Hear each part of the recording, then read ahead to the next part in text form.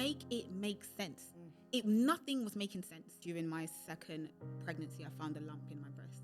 What did it feel like to feel like your body betrayed you? I remember thinking to myself, what are you going to do when you leave and the kids have no mum? Who's going to mother your children? God, like, how can cancer and pregnancy coexist? You've taken away an innocence from me. Yeah. In the eye of that storm, I say to everybody, there was a peace. There was a sound peace in my heart somewhere that I know that it could not have been anything other than Jesus. How have you been rebuilding your life since the diagnosis? This is so deep too. Let's go there. It's okay. Nellie, I love you. I don't even think I could do it. Why? We can hold hands. Nellie, I love you for just being you. Hello, everyone, and welcome back to another episode of the Confident and Killing It podcast. As always, it's your girl, Tiwalola, and I am here to wake you up to your worth so you can be confident, unstoppable, and dare to live the life that you truly, truly desire. Today is a very, very special episode. I am joined by the one and only, most beautiful Nellie Roberts, aka VintyNellie, and we are going to be diving into her beautiful, beautiful story of being a breast cancer survivor and all the challenges and grace and the confidence that she has demonstrated throughout that journey. She is honestly a light to her community and everyone around her, and I know you are going to be so blessed by this episode. So welcome, Nellie. What an introduction. When you were saying that, I was like, oh, did I? Yes, you did, girl. Thank you so much for having me. I'm so glad to have you here. I remember the first day that I saw you at an event and there was like a runway and they picked like the best dressed people to come and strut the catwalk. And the way you just turned that room upside down, I was like, who is this woman that is so beautiful? And your outfit, the orange is my favorite color. So you slayed that. Thank you. And then when I found out more about you and how you are a young breast cancer survivor, I was like, wow, I would never have put two and two together. And then when I found out you're also a mother of 3 children. Yes, I am. I was like, 3 children under the age of 3. I was at like, the time, the oldest is now 4. That is crazy. Yeah, this is a superwoman in my midst. So I would just love to dive into your story, starting with, first of all, before I do that, just a quick icebreaker. Yeah. Tell me about a time where you felt confident and killing it. What was a confident and killing it moment for you in your life where you just were in a situation and you were like, I am that girl. I am confident. I'm doing this. Oh, do you know what? It's just going to sound so typical, but genuinely it was with my kids.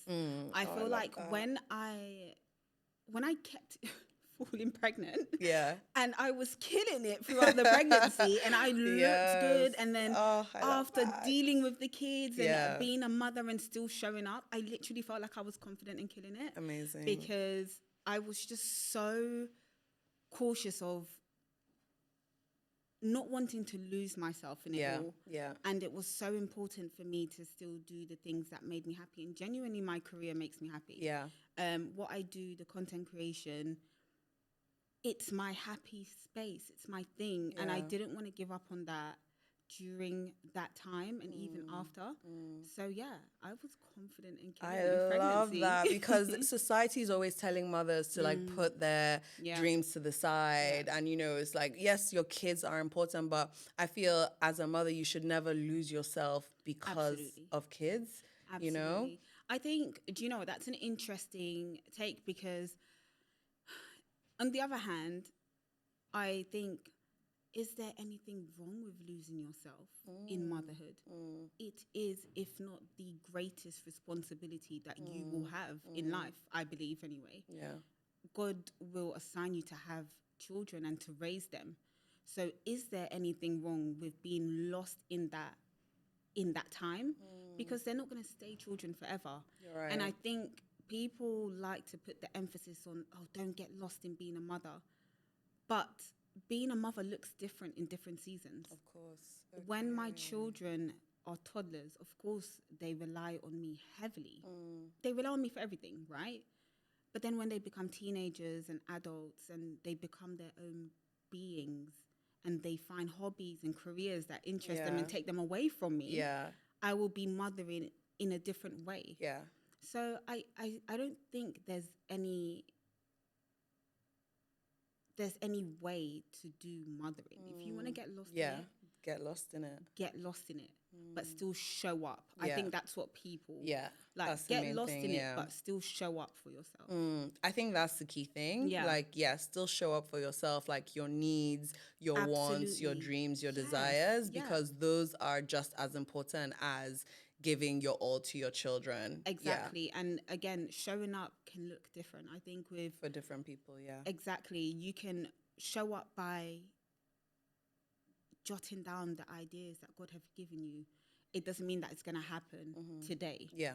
That's still you showing up for part of the journey. Yeah. And I think when the time is right, when the birds leave the nest, then you can show up in another way and be more present. Yeah. But showing up looks different. And I think people need to understand that. And give yourself grace as well for how you show up in different seasons. Exactly. But anyways, this was just the icebreaker, y'all. Like, okay, we're already into such a juicy part of the conversation. But before we dive more into that, I want us to go back a little bit.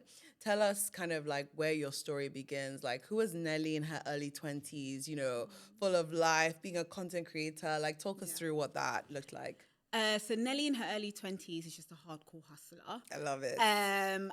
In my early 20s, I think it was at 19 or 20, I moved out and I got my first flat, and it was just such a liberating moment. I felt like I was free to create, because even prior to that, I was doing YouTube full time. Okay. I just felt like I could really tap in to the craft. Yeah. I can really enjoy it. I can record at 3 a.m., 4 a.m., 5 a.m. I can go to bed at 11 a.m. and then wake up at 2 p.m. and start again. I had my own schedule, right? Yeah. I didn't have to abide by anyone's rules. And that was such a turning point for me in my career, because I feel like work ethic was really born during that time. It was around before, but the discipline that it taught me, because I didn't have to answer to anyone. Yeah. So I didn't have to show up in that way, but I still did. And that's when I knew that content creation was my thing, because I showed up when I didn't need to. But yeah, Nellie in her early 20s was a hardcore YouTuber. And I started with just beauty content. Obviously, Jackie and I heavily inspired that. Such a babe. And I remember posting my first YouTube video, and that went viral. That had like 100K views in less than a week. What? And my subscriber count surpassed 10,000. And at the time, I believe 10,000 was the threshold before you can get paid. Girl, I didn't know that. So I was posting videos after that, and they will all go viral. All 100K plus, 100K plus. Wow. Still not monetizing until I came across a video talking about monetization. I turned that on so quick. So quick. And that's how like things started to off. happen. And that was before I had moved out. Obviously, through the success of that, I was able to move out. And then I just continued down that path. Amazing. What was kind of like your mindset in those beginning days? Because right now, a lot of people, especially when it comes to being a content creator, a lot of people struggle to show up and share their ideas online, or, you know, start creating the beauty content or the hair content or whatever it is they want to do. What gave you the confidence around that time to just show up? Was it just like this passion in you that just like made you just like want to express that in any way possible? Like what was your mindset around that time? So I've always had a passion and love for beauty for as long as I can remember. And I started content creation in sixth form. And at the time, I studied photography. Okay. And part of the projects that I worked on meant that we had access to DSLR cameras. We can take them home, work on them, and all of that. So that really shaped and helped my journey at the beginning, because I couldn't afford like a really expensive camera. And my love for photography and beauty just meant that it worked. So I would use that camera to take pictures of my makeup and then post it on Instagram. This is when Instagram was very new. I don't know if you remember what the app looked like.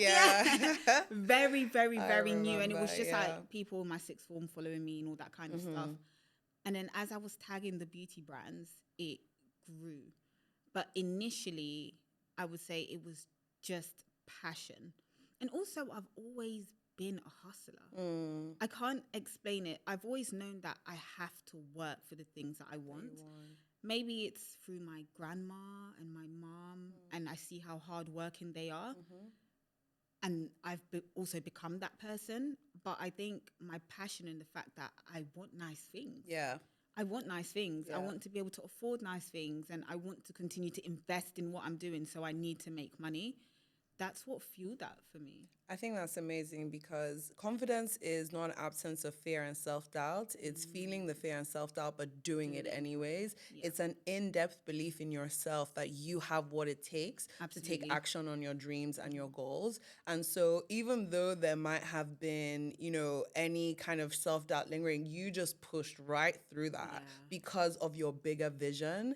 And I love that. And also seeing the women that came before you and how hardworking they are. My story is very similar. Grandmother, hardworking. Mom, hardworking. So for me, I'd never seen limitations of what being a woman. Like in my mind, it was just like, listen, there's no limits. Like you can put your mind to it and you can become anyone or whoever you want to be. And so that also inspires me as well. And you know, push me to keep working and things like that and to follow my passions. But I think for anyone listening who is like, if you've got something inside of you, you have to lock into it. Yeah. That bigger vision of where you see yourself and the life that you want, that is going to be a huge motivating factor to letting go of all the fear, insecurity and self-doubt that might creep up. Absolutely. And it's going to look different throughout the seasons. So, and by that I mean, what example can I give? For example, if you're a speaker, a public speaker, and you're used to speaking in front of people, the idea of a podcast where it's just you and a mic might be crippling because it's, I'm a public speaker. But no, you're a speaker, right? And that's going to look different in different situations. And it doesn't mean that your opinion wouldn't be as valuable just because it's on a podcast and you haven't got the audience in front of you. And for me, that happened throughout my content. And in order for me to grow, I couldn't continue to create one type of content. So I went from makeup and beauty to then making it more personal to me. And for me, all my life, I've had big busts. And I remember I just spoke about it and I was like, I really struggle with bras, guys. Like, where can I shop? Everyone, they don't fit well. And if they did, they looked like they were for elderly people. They just weren't sexy. And I remember posting that and then shopping at different bra companies and doing hauls. And it came with an influx of women saying the same thing. Oh my goodness, I struggle to get swimwear. I struggle to get bras. I struggle to get lingerie. I don't feel sexy. I wear sports bras as bras every day. And it just, I don't feel good. And that's when I knew, I was like, oh my God, like this is deeper than, like it's about how also you make people feel. And that opened up a new world for me. And it also, I felt like God was using that to show me that in some instances you can be vulnerable. Because that was also an insecurity of mine. A very big insecurity of mine. Because I felt like before you see me, you will see my breast. I had really big boobs before I had my breast reduction. And it just showed me that sometimes it's even your insecurities that can unlock a whole new world. Oh my gosh, don't get me started on that. Okay, yes. And then coming to today, I was even telling my husband, how insane is it that the thing that, you know, helped to like take me to another level that I was speaking about so innocently is the thing that today I feel has again triggered the start of a new season in my life. Yeah, another level unlocked. Breast. Yeah. Oh my God, what is going on? Like, this is too much. Like, please, I don't want anything to do with them anymore, right? Like, I've had the reduction. Like, they're smaller than they were before. Leave me alone. And God is like, nope, there's more. Right? Yeah. So then, obviously, as time went by, I met my husband and we had our children. And then it was during my second pregnancy, I found a lump in my breast. And that was a turning point in my story, because I found the lump, but I didn't think anything of it. Yeah. And when I gave birth, I remember the midwife came to the home to do the checkups on baby and I said to her, oh, I have a lump on the side of my breast. And she said, oh, don't worry about it. It's probably dried up milk duct, which is true, because when you give birth, sometimes the breast hardens and it can feel lumpy because of dried up milk ducts.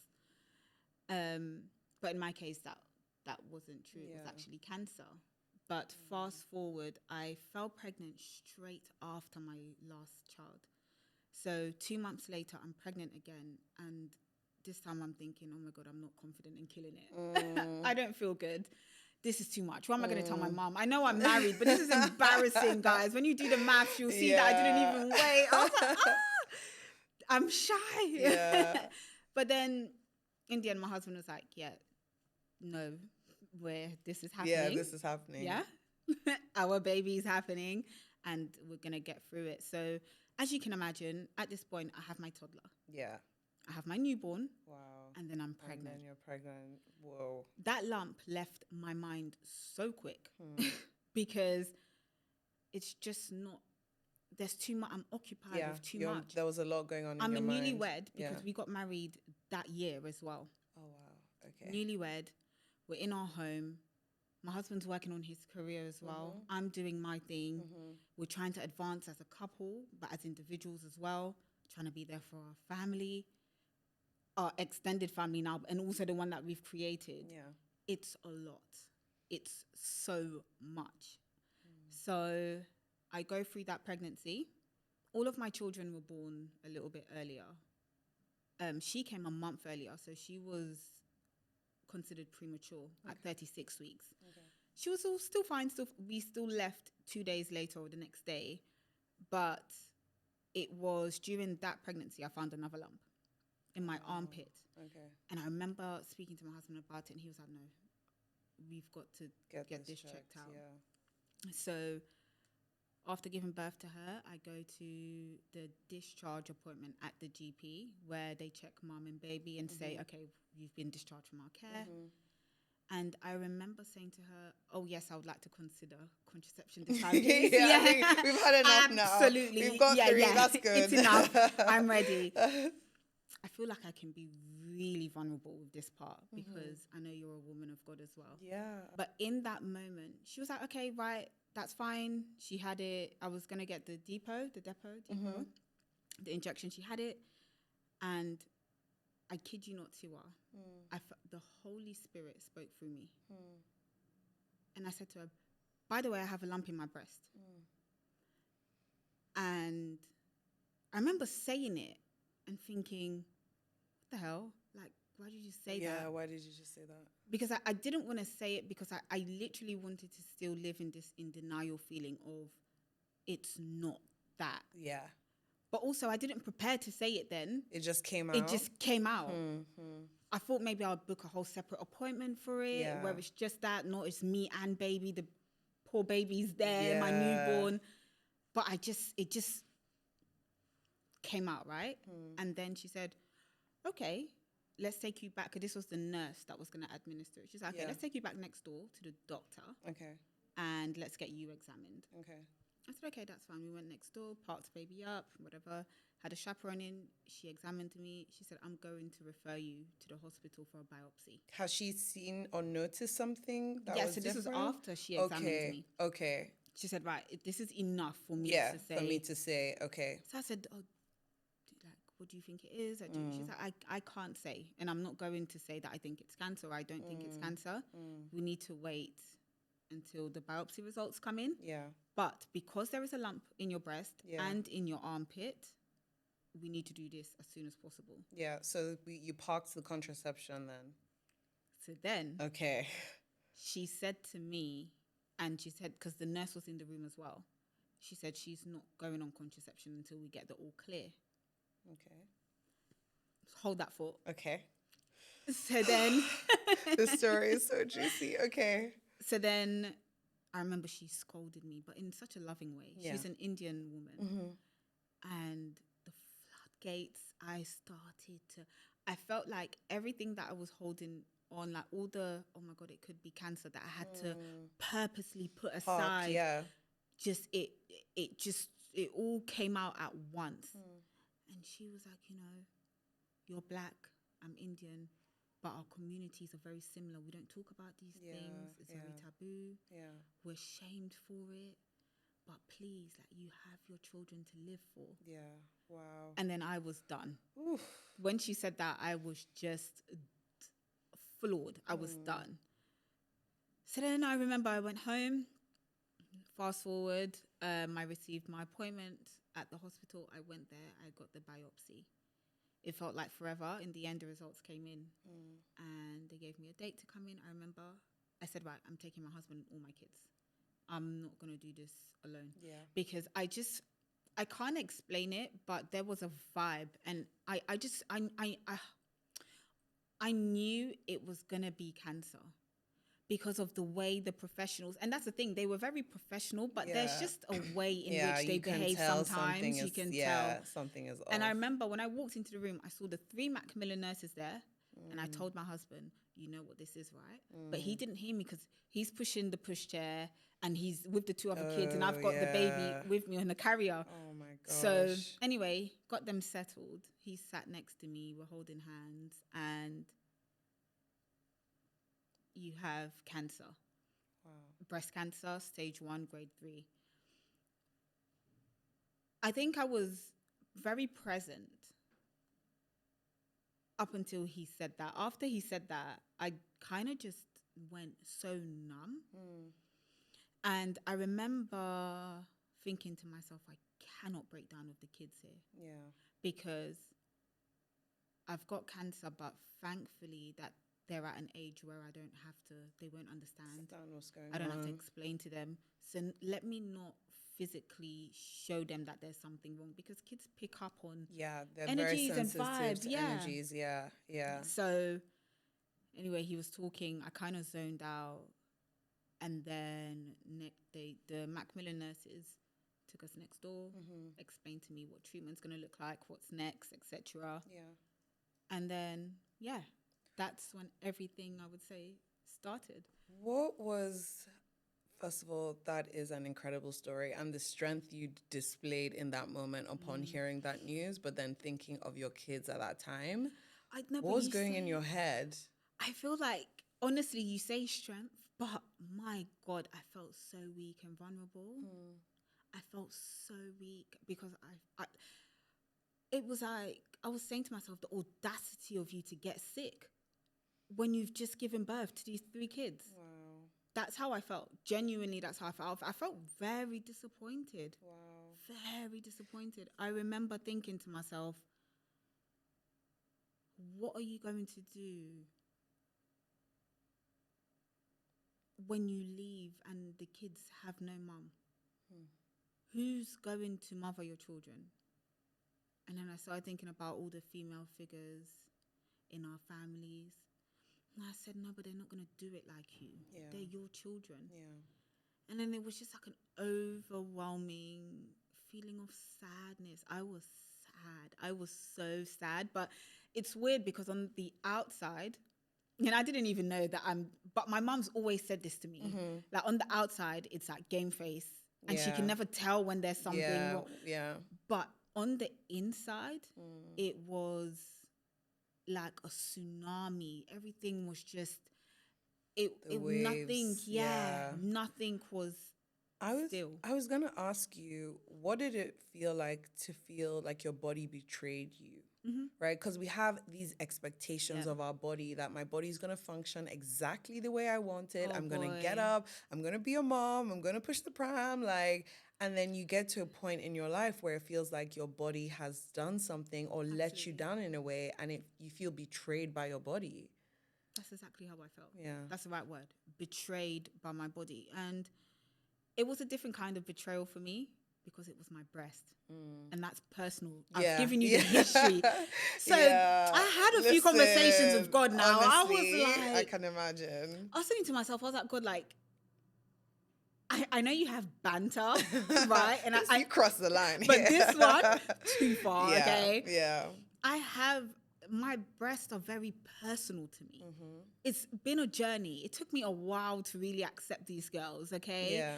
And then now, the very, very part of my body that it's taken years to like finally love and accept, it's the thing that betrays me. And it was a how dare you moment. Yeah.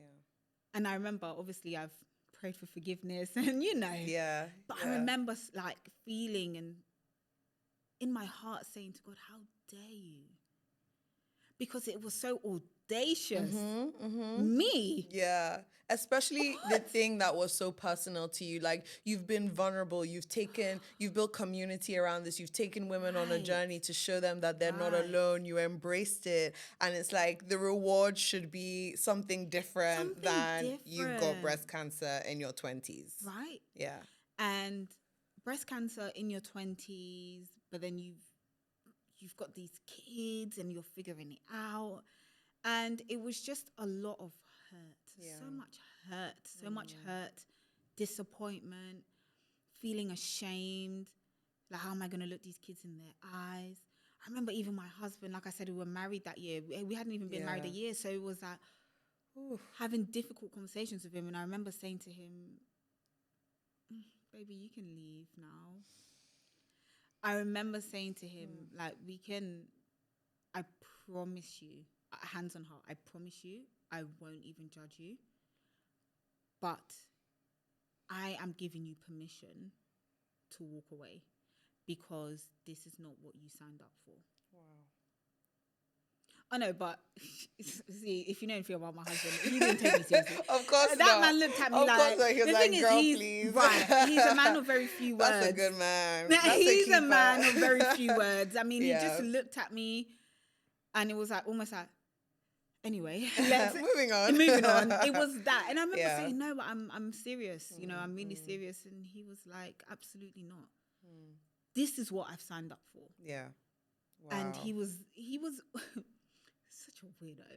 It's like he was almost excited to be there for me. Wow. He was like, I am so ready to take on whatever we need to take on to get through this. And I remember this was the only time I've ever seen my husband cry. Ever. And it was once, and it was a few tears. He turned back around, and it was back to business. Back to business. And wow. I think I know he was a pillar in my life now, but specifically in that moment, because he is who I would speak to when, people are sleeping and you don't want to call your friend at 3 a.m. and you don't want to call your mom at 1 a.m. and you don't want to stress them out. And also, I can see how this is affecting my people. Yeah, yeah. That's even another thing, because like, how do you have to also manage other people's emotions and make sure, like, did you have situations where people were projecting their fear onto you, or were they quite respectful in terms of like, I set those boundaries. Boundaries. I set those boundaries very, very, very soon at the very beginning. So anyone that I had told, if they started crying, I said to them, like, I need you to stop and I need you to get it together. Period. And that was literally me setting those boundaries, because I knew God works in such mysterious ways, though, because in the eye of that storm, I say to everybody, there was a peace. Wow. So though everything was happening, there was a sound peace in my heart somewhere that I know that it could not have been anything other than Jesus. Wow. And the reason why I say that is because how I felt is not what I spoke. Wow. And so many things, I'm like, Christ, this could have only been you. Only been you. Because whilst I'm setting those boundaries with people and I'm saying, look, I need you to get yourself together, that's me acting in faith. Yeah. That's me basically saying to them, I don't need this. Yeah. Okay, because I already carry that fear. Yeah. If you keep adding fear to me, I'm going to lose my faith. Yeah. And my faith needed to be that palm tree that stood strong. And I say palm tree because when there are storms happening, a palm tree can withstand those storms. Yep. And I was saying to people, that's my faith. And if you keep going at it, you will reduce it. And that's what helped me to show up every single day. Yeah. With no hair, no eyebrows, gaining weight, all the sickness in the world. It allowed me to show up every single day knowing that God will not leave me or forsake me. And even if he did, and not even if he did, even if I passed, it still didn't mean that he forsaked me. Yeah. It just meant that it was my time. It was your time. And I had to go and meet him. And I made peace with that. Yeah. Because I think we're so caught up with life, right? Mm-hmm. And I remember saying to God, like, I don't care about this world. I will leave it in a heartbeat. If God said to me, do you want to stay on earth or do you want to die and come and meet me? I will die and come and meet you now. I don't want to see certain things come to pass. Yeah, like, this is ghetto. Yeah. Get me out of here. Listen. Get me out of here. Who's in charge here? And let me enter the pearly gates. Yeah. But then I was saying, God, like, if you want me, I am yours. But please, all I ask is to somehow give me a sound mind about leaving my children and husband. Yeah. Everything else felt easy to say bye to, but my family that I've created was really hard. Of course. But then I said, let your will be done. Wow. So in no matter the prayer that I had faith, but I always said in the end, God, my faith is obviously that I am healed and I will see my kids grow and I will see my grandchildren. Amen. But in the end, let your will be done. Wow. And that carried me through. That is a level of maturity, of spiritual maturity. But I didn't even know I had now it. You didn't know. But first of all, God is so good. Amen. Like that piece you mentioned, that is literally like, that is Jesus through and through, you know? It is, yeah. And it's so beautiful for you to have experienced him in that way, because that's the kind of peace people are craving, you know, that people are looking for every single day. And the fact that you've experienced that is so beautiful. But the level of spiritual maturity to be able to say, I'm happy to let all of this go. And it also just makes me realize that at the end of the day, the most important thing is family. It is. You know, it's not the likes, it's not the followers, it's not the YouTube videos, you know? Like, at the end of the day, it's those deeper things that matter most. So, like, why do we spend so much of our time worrying about all of these other superficial things that we can lose in a heartbeat? It's just so sad. And going back to what you said, even about spiritual maturity, I think a part of my faith was... This is so deep, Tiwa. Like, let's go there. It's okay. Can I? Do I have your permission? Yes, you have all the permission, girl. Let's go there. Something that I don't usually share when I share my story, I keep it very fluff, like very surface level, but I feel safe. Yes. Oh, I'm glad you And did. I'm the only child. I'm my mother's only child. Oh, wow. Okay. My mum and my dad separated, and my dad lived in another country, very far. He had another child since then, but for me, my life, it felt like I've been the only child. And I remember growing up thinking, I'm so bored. Oh my God, like I wish I had siblings, all this type of stuff. And then as time went by, I said, God, I want to have a massive family. I want to have loads of children. My house needs to be filled with noise and laughter because it's just so dead and boring. And I remember making that decision when I was a teen and saying, when I become an adult, I'm going to have children, I'm going to have loads. And that became like a goal, the only goal. Everything else happened by mistake. So like the online success and the brand deals and stuff, that was never part of the strategy. For me, the only thing that I ever wanted to be was a mum. like, I didn't even have the same emphasis on being a wife. Yeah. Genuinely, I didn't care to be a wife because I saw a lot of family members going through it, and I'm like, I want no parts, okay? Yeah. Lord, just give me a good man Yes. that knows how to be a good dad, and I'm good, right? Yeah. In the end, those things came to pass. Found my husband, had my children. There was a strange, unfulfilled feeling that just wouldn't shift. From being a teenager, all I've ever desired and aspired to be is a mother. When it came, it was brilliant. Chef's kisses. But I couldn't ignore the void in my heart. And I was trying to figure out, God, what is this? Yeah. I have everything. I have what I want, right? Yes, your career comes with ups and downs, but I was okay with that. I had my kids. And then I remember this was after my firstborn. So my daughter was first, Alea. Apple of my eye, everything. After her, I had a boy. So I was like, oh, I've got both genders. I should be feeling, and I did. But there was always something.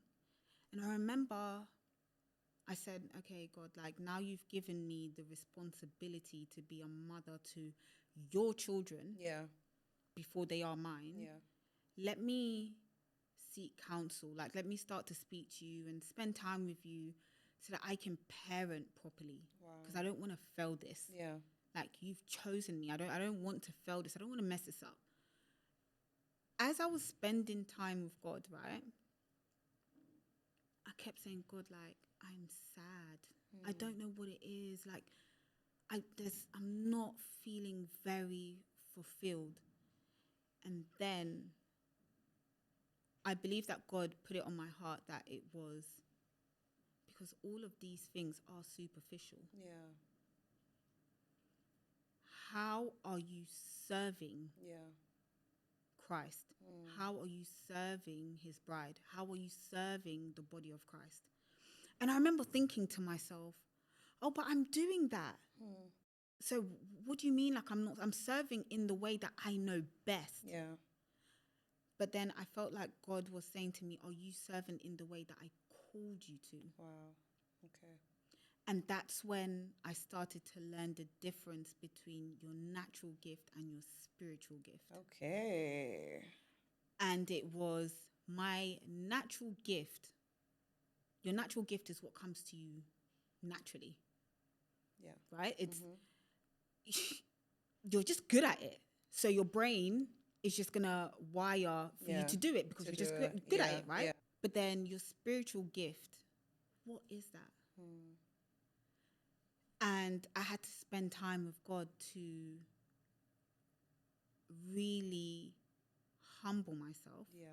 Because I really thought I was doing the darn thing, right? I really thought I was. And I just couldn't understand why God was moving this way. And it was a time for me to humility, to be the newborn that I had, to be that to Christ, and to just relax and to be still. Something that my husband would always say to me is being still. He would always say, be still, be still, be still. And I'm thinking, this man, like, what's wrong with him? I can't be still. If I'm still, like, I'm not getting these deals, I'm not doing this, I'm not doing that, I need to work. And he would always say to me, but it's not about physically being still. You have to be still so that God can speak to you. And when he speaks to you, you are still enough for you to hear it. And I spent time meditating on the word and just saying to him, God, use me. So then it went from wanting to understand what's going on to now fully surrendering. I love that. And I went into a surrender where I didn't want to be out. I didn't want to do anything. I just wanted to fully surrender and be in a place where God can use me. I didn't feel like I was doing anything. And it's so crazy because people will come to me with all these accolades. Oh, VintyNellie, like, you know, your family and friends would gash you. But it didn't feel like I was doing anything. And then it was in those moments I said, God, use me. And I remember there was prayers. You've got to be, I say to people, be careful what you ask for. Because when God moves, it will shock you. And I remember saying to God, I'm ready to be used. Wow. I'm ready to use me, God. Wow. Use me, God. Use me, God. Use me in whatever way you want to use me, Lord. I am available to you. And then it was just that moment of my life, like, again, surrendering, being in his word, just being in his presence and all this kind of stuff. So that when the breast cancer came, I feel like that was the piece. Wow. That this was going to be used for God's glory. That's all it can be used for. And I remember saying, God, like, but this is heavy. This is very, very heavy. And I know I said to you, use me and give me whatever you like. You know, I surrender. The weeping on the floor, wasn't bags girl. of money. I'm telling you, it wasn't the bags. It wasn't the coins. It wasn't the coin. Like the 6 a.m. It was prayers. a challenge to bring out another level in you. Right. One of the biggest revelations I had this year that's very similar to that, because leading up, my journey in entrepreneurship has been up and down. And I've experienced burnout after burnout. And this year I said, I'm not getting burnt out. I said, God, where is this ease you often speak of, right? Yeah. Where is this ease? Because right now I feel like I'm struggling, I'm hustling, and I'm like, Jesus did not die for me to be like this, you know? Yeah. So I said, okay, what does a world look like where I'm actually putting God first in my life? God first, business second. Because I was very much oh God, look at what I'm doing for your glory. Like, I'm helping women all over the world, running here, running there. But like, have you spent time with God though? Right. Like, have you been sat at his feet, right? In like silence and stillness and surrender? Because if it's, I'm so busy, I can't even pray. Or I'm so busy, I can't even read my Bible. But God, I'm doing this for your glory. Like, that's not, no, he doesn't want that. Because he wants relationship. Exactly. My source was external situations. So this year I said, I am going to work on my internal world, my body, mind, my soul, my spirit. Yes. And I was like, I'm going to invest in getting to know God, what a relationship with God looks like. And then from there, I will do my work that needs to be done. And I have not been burnt out this year. And this year has been like one of the busiest years. But because I started from within first, it has given me the strength. And I've had challenges this year that I haven't really spoken about, but it's been calm. My external world has been calm because I've invested in my inner world. Right. And I think that's a huge lesson for all of us to do, right? Because the world is going to be chaotic. There are going to be challenges. But when you invest in yourself and when you seek God's counsel in that inner peace, you can literally overcome any challenge. Absolutely. Absolutely. I agree with that. And would you say that because just touching on what you said and finding time for God, for me personally, I've realized that leave it down to me. Forget Christ, just me, my flesh. I'm never going to find time for God. Yeah. Firstly, I'm an anemic babe, okay? I'm extremely, extremely iron deficit. And I have these 3 kids. I have my household to run. I have work to do. Yeah. Leave it down to just those things. I'm always going to be too tired for Christ. But something that I've decided to do is implement Christ in everything that I do so that I don't have to find time for him. He it becomes a lifestyle, constantly the center. in the midst of what I'm doing. So now I just, whilst I'm working, whilst I'm editing, obviously, like, if I need to record, things are shut off, but like, I'm listening to the word, just meditating on it whilst I'm typing. It's in the background. I think it's just finding a way to constantly fuel your spirit with the Holy Spirit. Because leave it to us, we're never going to have time. So right. Like, we're always going to be too tired. If it's brunch, right. If it's time to go for brunch, the energy is there. But read your Bible, it's a different story. Yeah. So I think it's, like you said, making it a lifestyle. You know. Absolutely.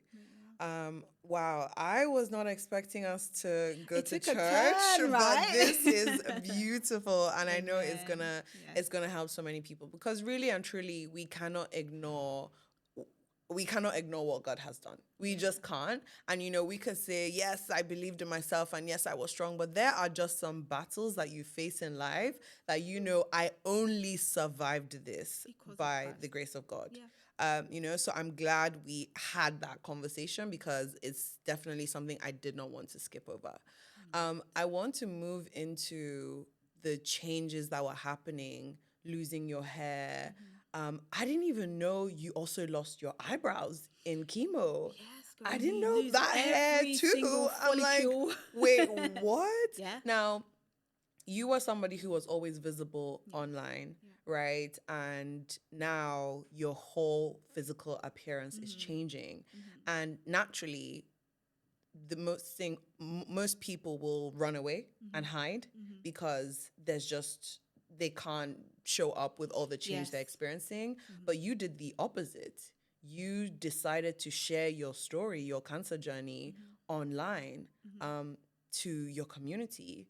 What drove that decision and what has been the experience of being vulnerable in such a way online? So I remember days after diagnosis, I shut out for a bit. I had my mother-in-law. She was at home with us. She came to stay, and I would just go out from morning to evening, come home, sleep, morning, head out again, just alone time, right? And in that time, I was just trying to process the words cancer. Even there are some days now I wake up and I think, cancer is such a heavy word. And to have that dumped on you is heavy. And at the time, I didn't feel like I just knew that that what I needed, I couldn't get from my family. In short, I couldn't get it. They're also looking for answers. Yeah. They can't give me much. They're baffled as well. They're sad as well. They're kind of grieving in a way, you know? They're grieving a healthy Nellie. They're grieving Nellie being there for her children in wholeness. They're also grieving to some capacity. And I remember going online because also I'm very much so controlling. I need to prepare. Yeah. So I'm going to have chemo. What does that look like? I'm going to have radiotherapy. What does that look like? I need to prepare because one thing I don't like is being shocked, because I feel like if you're shocked, there's no part of you that's ready. It's going to batter you. Yeah. But if a part of you is somewhat prepared, it softens the blow a bit. It's kind of like when we used to get beaten younger. Yeah. If your mum threw that belt while she was walking away, it stung even more. But you can clench if you know it's coming, right? I went online, couldn't find much. I was thinking, so what's radiotherapy going to look like on me? Because I'm seeing all these pictures of like white people and it's pink on them, and what's it going to look like on me? So then I went on Instagram and I started to type things in like black with cancer, or black with breast cancer, just playing around with words that can just show me, for goodness sake, what to expect.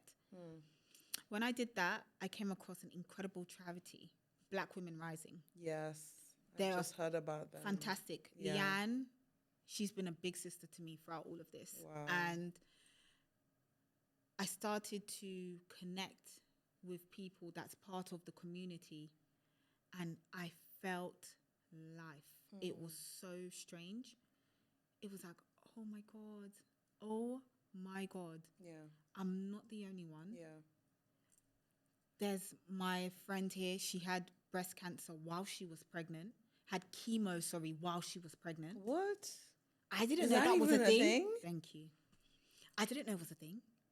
For myself, I felt when I was diagnosed, from when I was diagnosed to that moment, I always felt like, God, like, how can cancer and pregnancy coexist? You've taken away an innocence from me. Yeah. Because pregnancy, you think of purity. Yeah. So it's like, how can you put something a disease so pure, that is here to kill and destroy? Yeah. How can you put that in the body of someone that is carrying purity? Wow. Like, make it make sense. Nothing was making sense. Nothing was making sense. So when I met my friend that had chemo while she was pregnant, and she was in remission, she was all fine by the grace of God, looking incredible, I was like, it was like a new fire had been lit under me. Yeah. And I remember saying to my husband, babe, I think I want to go public. And I was kind of scared to tell him because in all of this, no one considers what the partner is going through. Yeah. Right? And I remember thinking, he's a private person as is. Yeah. And what would that look like for him if some of his friends that he hadn't spoken to in a while or family members that he had see that online for the first time? Yeah. Would that become overwhelming for him? Would it take away his peace? Because now he's having to somewhat answer to all of these people. And then when I went to him and he said to me, no, go public because there is a level of support that I cannot give you during this time. That's a good man. I know, that's right. He was like to me, there are things and there are conversations, babe, that I love you so much, but I'm not going to be able to give you the support because no matter what, I don't know what you're going through.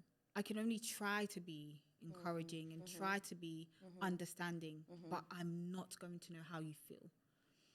So he was like, I think you're right. There is a community there and you can only...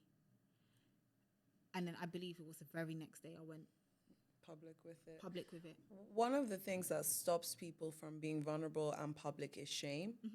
And, you know, we've seen that shame cannot thrive when you talk about it. Yeah. When you bring it into the open. Shame only thrives when you keep everything in your head. Exactly. And let that narrative eat you alive.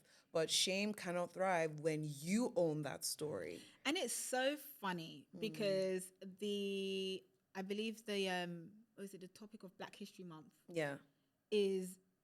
Reclaiming the narrative? Yeah, this month? Yeah. Reclaiming the narrative. And that's exactly what I did in that moment. For me, it was all about reclaiming the narrative and telling my story and letting this go my way. Yes. Wow. Remember, I did say I'm very controlling, but then I was like, I run this. And God forbid, even if I die at the end of it, I would die knowing that I still ranting. Yeah. You know? And then Come on now. When I went public, it was also, because this whole breast cancer thing was a direct dialogue with me and Jesus. I felt like with me going public, it was me speaking to him and telling him and showing him, do you see how much faith I have? Now you cannot fail me now. Yeah. You cannot fail me now. Ooh, my heart. Like, it was me saying to Jesus, like, God, I'm speaking in front of millions. Yeah. Because the reach of the content went far. Yeah. And it was like, God, I'm speaking in front of millions. I am literally showing up with nothing but your robe on me in front of these people. I'm speaking with so much faith. I'm showing up even though I don't look like the person I used to be. I look so physically different. Yeah. And I'm still showing up for your glory. So please recognize my faith. And in return, just guide me through this. Yeah. Take me through this. And God definitely showed me that he was present. And how was the response from people when you started to show up and share your story? Oh, it took off immediately. Because one thing that people like, and I will say, people just like sadness, like as well. So I was thinking to myself, what? Like, why is this? But it's not that people like sadness. Is this sadness or a survivor kind of like... No, but they didn't know that because I'm coming out telling you guys I have breast cancer in real time. Oh, wow. So we don't even know how this story is going to end, right? Jeez. So I was thinking to myself, what's wrong with these people? But then the feedback, I say feedback because it's not feedback because I didn't care for what people had to say, but the response that I got from it was very, very... It was his children. I had never, ever been able to connect with my audience. On such a deep level. Not only such a deep level, but I'd never been able to connect with them through Christ. Okay. Christ was never the catalyst in conversation, ever. It was always through vanity, beauty, the body. It was always on that level. But for the very first time, I was like, God, people can pray like this? Like the prayers. Yeah. Like, it was not just, hope you get, but no. It was people saying, like, they were praying. I have screenshots. I'll show you after this. Yeah. It was deep prayers. Yeah. And it was, at 6 a.m., we have prayer. Was it NSPCC? Join. And then this, and then that. And it fueled me spiritually. Yeah. Because let me tell you something. You can go through something like that, right? And then physically people can say to you, so I'm sorry you're going through this. Or try to reduce the sugar in your food and try to do this and try to do that. But spirituality is a whole different realm. And the Bible says that we're not fighting. We're fighting things on a deeper level. Therefore, it meant that I needed a deeper response. Get well sooner. I hope you get through this. Get better. It wouldn't cut it. That's not even going to scratch the surface. It's not going to cut it. Listen, I needed God to send his body warriors, to me. Right. And he did. Yeah. And angels. He did. And I'm so grateful for that. And every day I say to people, I would have never done it differently. I would have never gone through this by myself.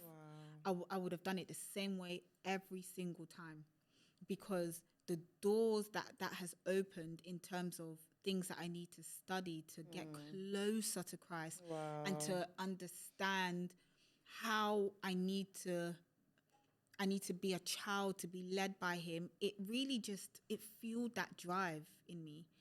And that was the response, in short. This is so inspiring.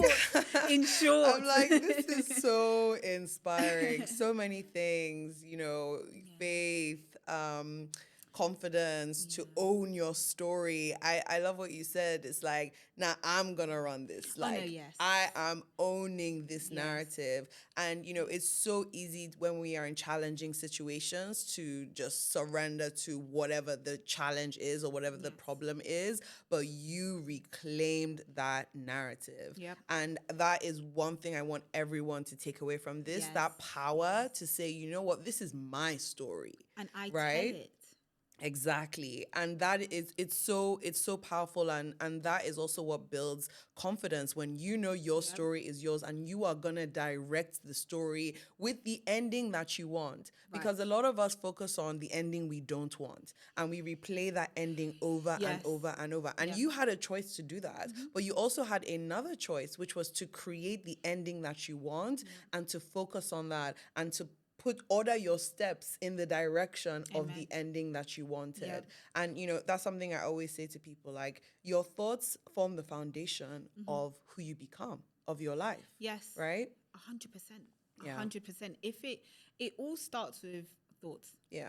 And that's why the enemy likes to go for your mind. Likes to go through the mind. Yeah. Because it starts with the mind. Like, the things that consume you are usually the things that you think about. Yeah.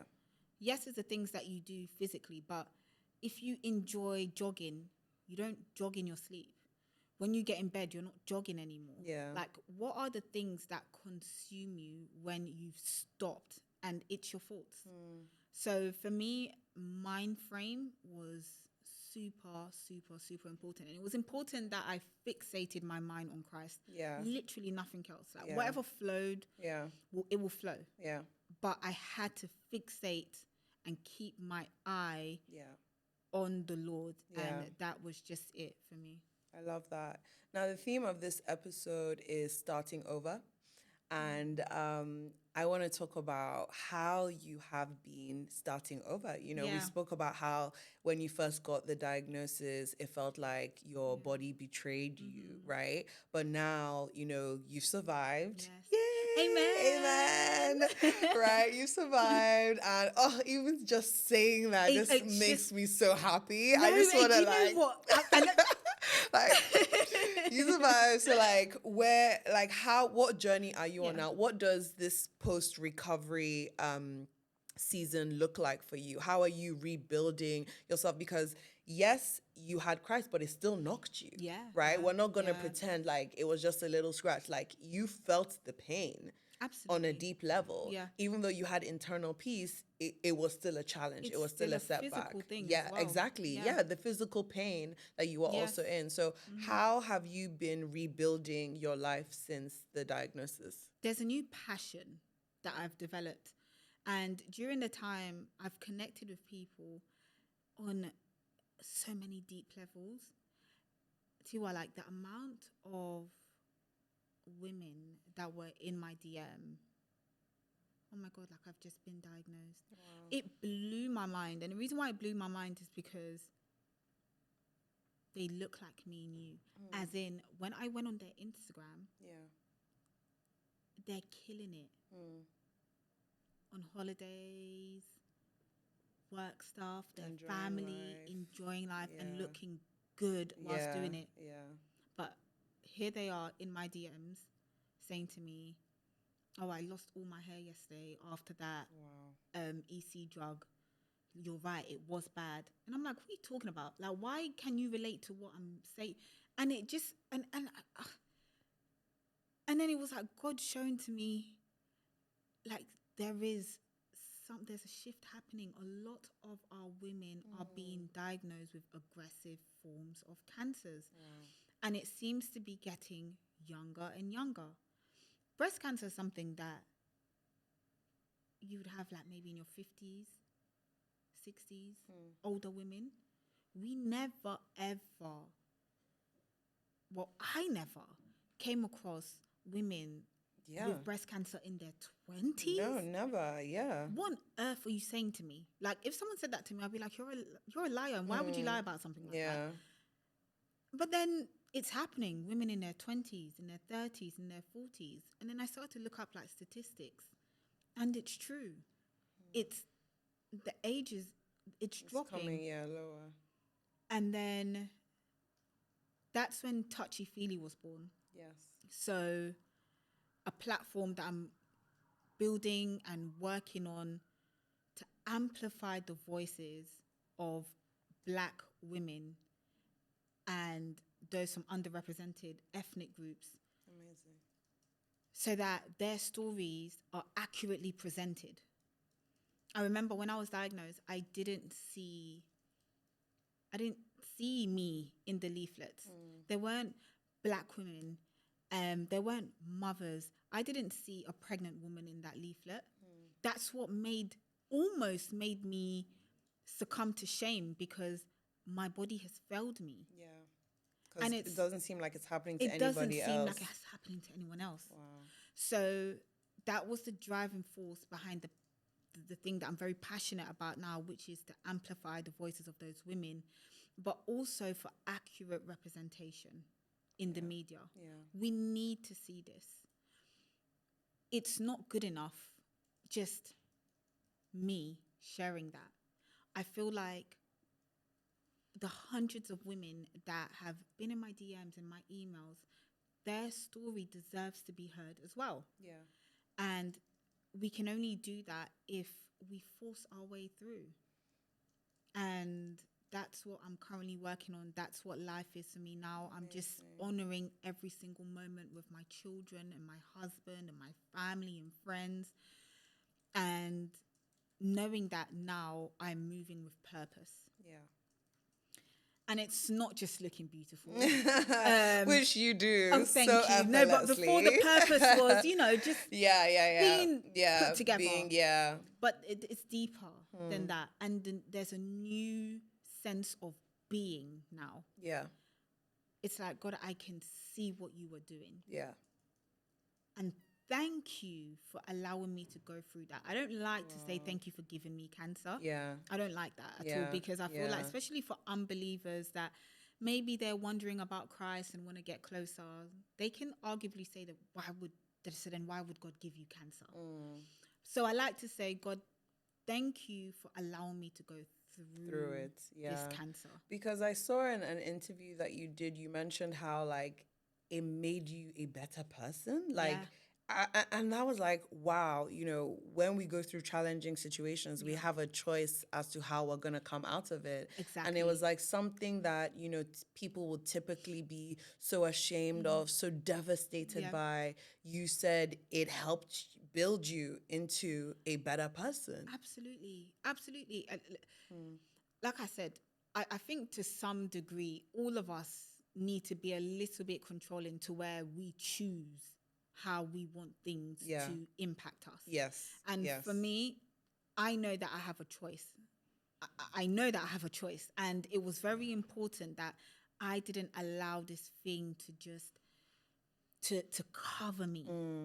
I could not allow that to happen. Like I didn't want to be just another person that's lost the battle to cancer. And when I say that, there are many souls that are around today living, but they have still lost the battle to cancer. Why? Because just in the way that they've now approached life, is that they've become a shell of themselves.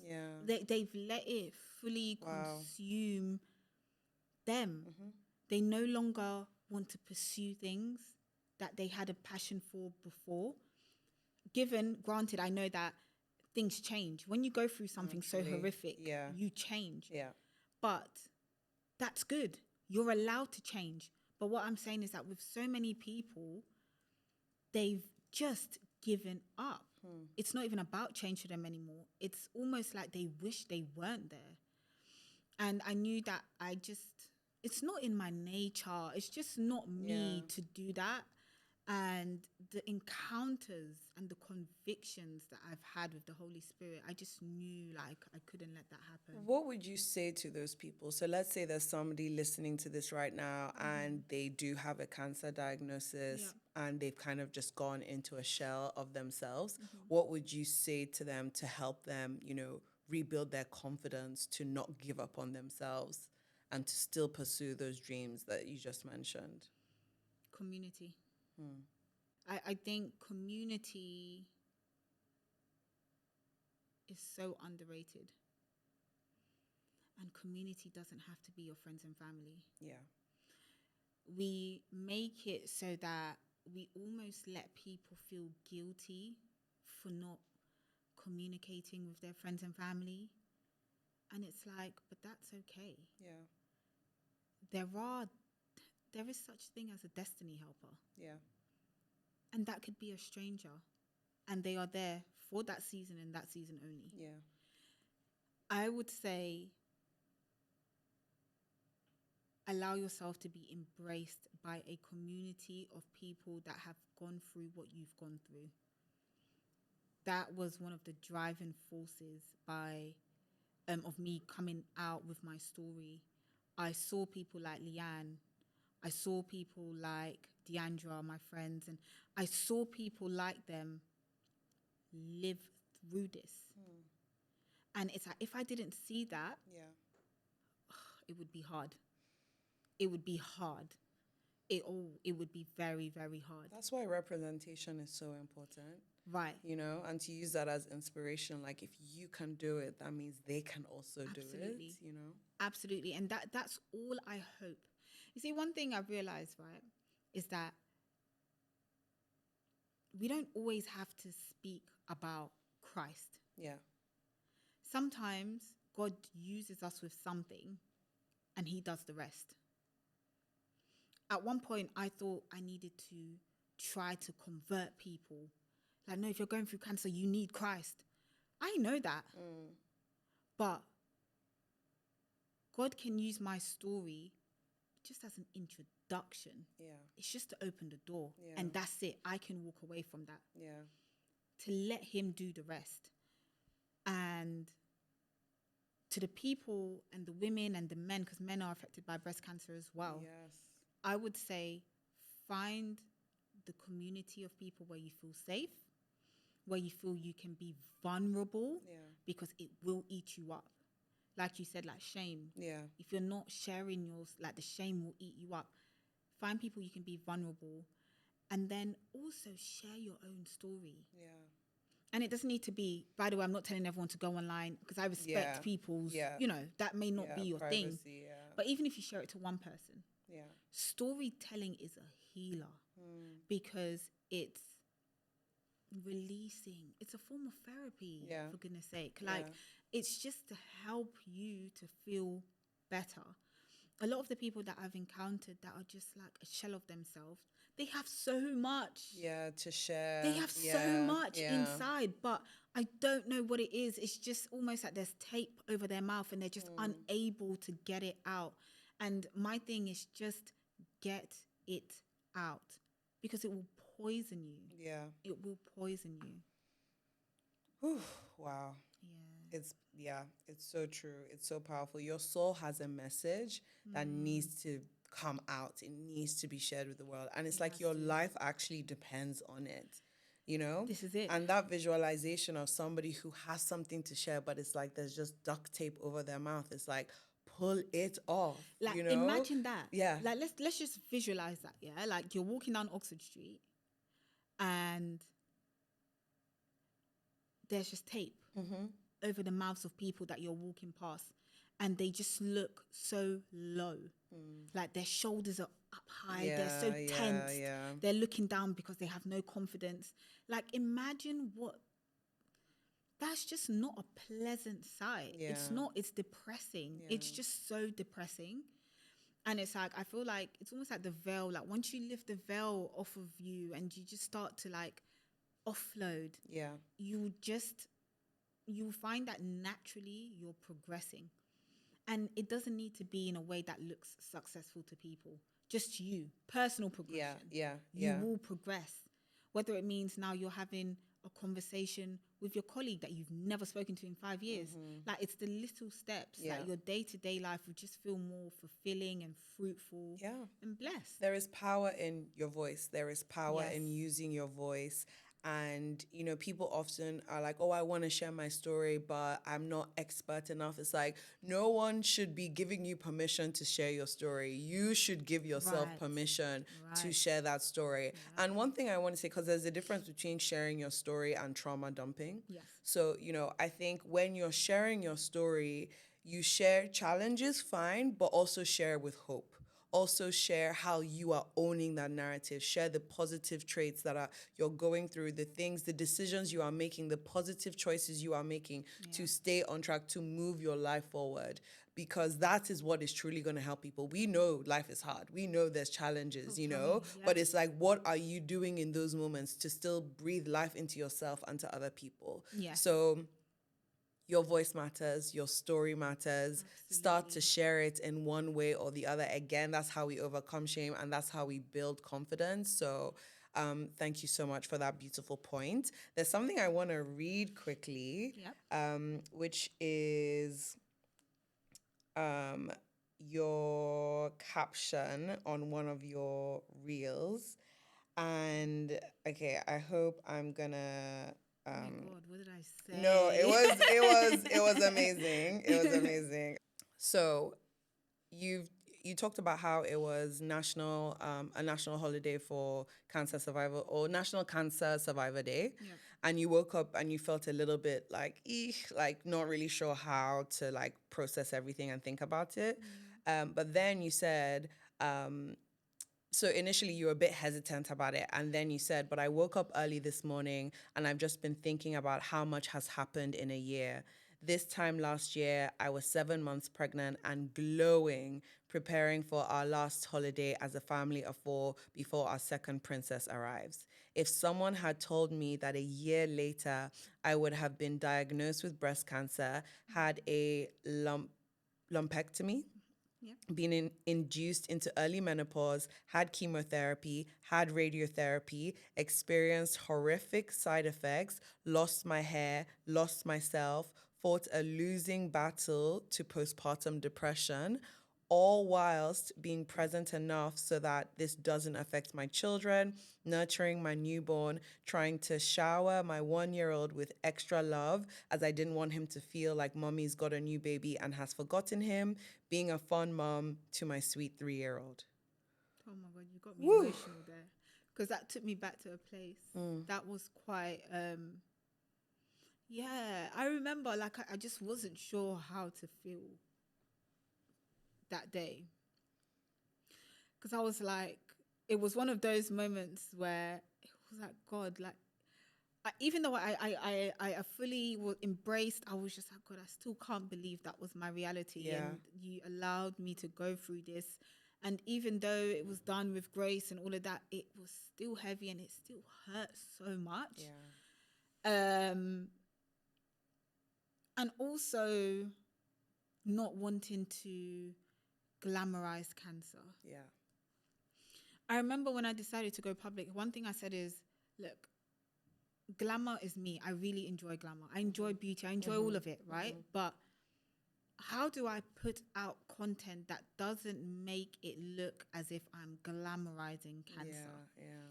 What I want to show is that you can still have cancer and be glamorous, but I didn't want to glamorize cancer. Yeah.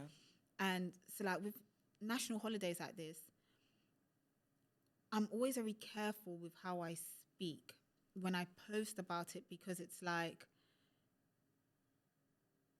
I want to show that you can beat this. Yeah. Right? And this is not a time to be sad. If anything, it's Thanksgiving. Yeah. You know how like we do Thanksgiving in church and stuff, right? As I try to now look at these holidays as Thanksgiving. Yeah. Like it's a reason today for me to give thanks. Yes. It's not a reason for me to be sad. Yeah. Right. It's not a reason for me to be sad and to say, oh, you know, God, why did you... No, like we're moving past the why did you, and now we're saying thank you. Yeah. Thank you for allowing. Yeah. Thank you for taking me through. Yeah. It's just that change in perspective is so powerful. Right. Yeah. But then also in that caption, you can see that I was reflecting. Yeah. And I feel like that's important, because in order for me to give sincere thanksgiving, I must sometimes reflect, because I needed to see how far I came. Yeah. Otherwise, the Thanksgiving would just be like, oh, child, God, thank you. I survived. I'm here, thank you. But I really like, when I do speak to God, I try to be intentional, and I really want to vocalize how I'm actually feeling. Yeah. I feel like people, I may say how I really feel, whatever, but like with God, I really do want to be transparent, fully. Yeah. And that was a moment of transparency. That was me just reflecting on how different life can look. But then it's still so important to recognize that He is God and He is King, and Thanksgiving is paramount. Yeah. And that, you know, you can come out of that and still live a beautiful life. You know, that is just one chapter in your whole story, and not avoiding it and reflecting on that chapter reminds you live in remembrance, right? Of the greatness of God, of your strength, that you've gone through that. And now in the future, when you may potentially go through another challenging situation, God forbid, not as bad as this one, but you know, may God have His will. Exactly. We never know. You never know what you're gonna go through, right? But it's like, wow, if I could do this now and survive this, there's nothing. You are like absolutely unstoppable. And so it's so important to remember the challenges. That's another beautiful thing that challenges help us with. It's like, it reminds us that we are survivors and we are unstoppable, and there is no other challenge that can come into our life that will derail us and make us, you know, small. Like, we are unstoppable and we can do anything. So we can have gratitude for those challenging moments. And can I just touch on something that you said that I found very powerful, and you said it's not the whole book. Yes, it's a chapter, yes. And sometimes, what if it is the whole book? It's okay. Yeah. Because there's volumes. Yeah. Okay, I see it. No, I see no, it. no. Man, that Girl, wasn't even meant to land like that. You should come and take over this podcast. Stop. Because one thing that in this time, right, I realized that the seasons of life is not like the 4 seasons. Like it's not just 3 months of heartache. Yeah. And then we're new again. Yeah, yeah. The seasons of life a season can be 15 years.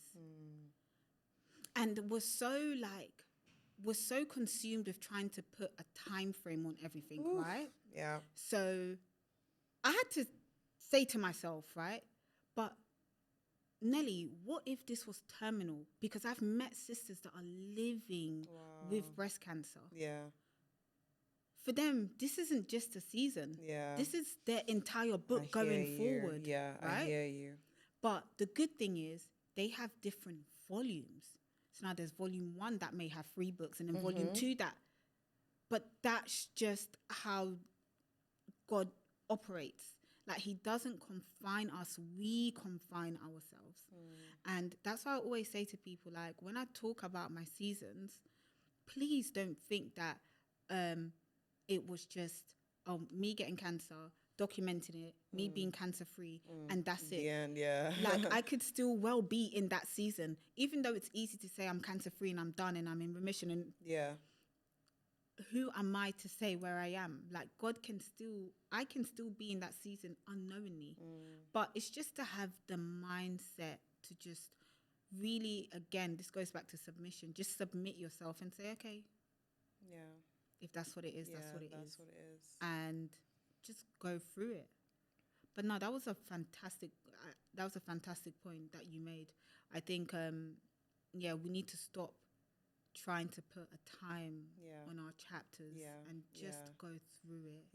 And live, right? Just live. I always say your life, your pace, your rules, because society has a way of making us feel like we've lost so much time or we're always in a rush. And it's like, it's your life. You can never be behind. You can never be a failure when it's your life. It's your story. So I think that is a very beautiful way to end. Stop, because I have so much to say. I can be here. Oh my gosh, I know. Maybe we need a part 2. So glad to have you. Before we leave, I would love you to finish these sentences, okay? Okay. So, Nellie, I love you for ... Okay, so you speaking to yourself. Yeah. Nellie, I forgive you for ... Okay, and Nellie, I'm proud of you for ... Okay. Why are you getting so? Do you want me to cry? Sorry. You're trying to open the floodgates for me. Yeah, just that moment of reflection. Yeah. Nellie, I love you. Stop. I don't even think I could do it. Why? We can hold hands.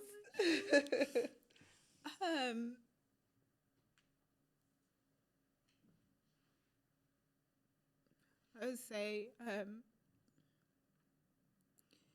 Nellie, I love you for just being you. That's it. Just for being you in all the flaws, in all the things that aren't pretty, in all the things that you've had to deal with in your life that only you know. I love you for being you. Nellie, I forgive you for holding on to resentment. Nellie, I'm proud of you for allowing God to use you. I'm very proud of that because I can be extremely stubborn.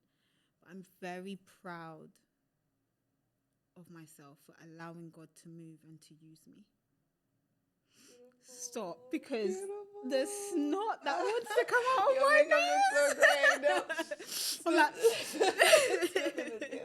Thank you so much. That was so beautiful. Oh my goodness. Honestly, you are, I'm just so glad I now have you in my life. You are such a gem. I know we'll hug properly when we get up, but you are such a gem, even for just knowing you for about, such a short time. Yeah. Like, you're so supportive. You have such a beautiful heart. And I'm so glad that you've turned your story into something so powerful.